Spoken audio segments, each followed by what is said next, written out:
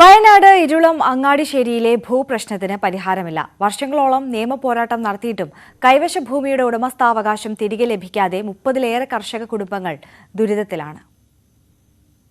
ഇരുളം അങ്ങാടിശ്ശേരിയിലെ 31 കുടുംബങ്ങൾ ഭൂമിയുടെ അവകാശത്തിനായി പോരാട്ടപാതയിലാണ്. വർഷങ്ങളായി ഇവരുടെ ദുരിതം തുടങ്ങിയിട്ട്.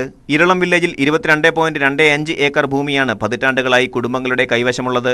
ഇവരുടെ ഭൂമിയുടെ അതേ സർവേ നമ്പറിൽ 48 ഏക്കർ വനഭൂമിയുണ്ടെന്നാണ് വനം വകുപ്പിന്റെ വാദം. വനം വകുപ്പ് പറയുന്ന വനഭൂമി അങ്ങാടിശ്ശേരിയിൽ അല്ലെന്നും അത് എവിടെയെന്ന് കണ്ടെത്തി അളന്ന് അടയാളപ്പെടുത്തുന്നതിന് ഉത്തരവാദിത്തപ്പെട്ട വനം റവന്യൂ വകുപ്പുകൾ താൽപര്യമെടുക്കുന്നില്ലെന്നുമാണ് കർഷകർ പറയുന്നത്.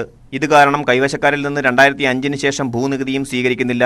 നികുതി ചീട്ടിന്റെ അഭാവത്തിൽ സർക്കാർ ആനുകൂല്യങ്ങളൊന്നും ഇവിടുത്തുകാർക്ക് ലഭിക്കുന്നില്ല. ബാങ്കുകളിൽ നിന്ന് വായ്പ എടുക്കാൻ കഴിയാത്ത സാഹചര്യമാണ് നിലവിലുള്ളത്. സ്ഥലത്തിന് രേഖയില്ല, ഒരു നീതി എടുക്കാത്തതുകൊണ്ട് ഒരു വില വെക്കാനോ ഒരു ലോൺ എടുക്കാനോ ഒരു കാര്യങ്ങളും നടക്കുന്നില്ല. എനിക്ക് ആകെ ഞങ്ങൾക്ക് 2 ഏക്കർ സ്ഥലമുള്ളു. ഞങ്ങൾ 9 മക്കളുമുണ്ട്. അപ്പനും അമ്മയും മരിച്ചുപോയി. ഇനിയിപ്പോൾ ഞങ്ങൾ മക്കളേ ഉള്ളൂ.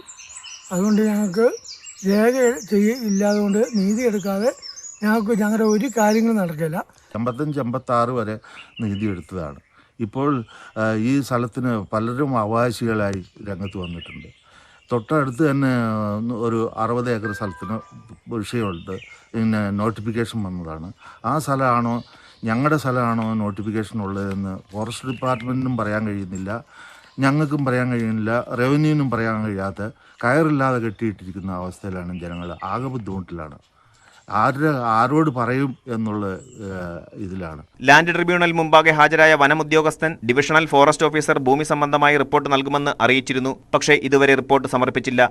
മാനന്തവാടി ലാൻഡ് ട്രിബ്യൂണലിലുള്ള കേസുകൾ തീർപ്പാക്കി കിട്ടുന്നതിന് കൈവശ കുടുംബങ്ങൾ നൽകിയ ഹർജി ഹൈക്കോടതിയുടെ പരിഗണനയിലാണ്.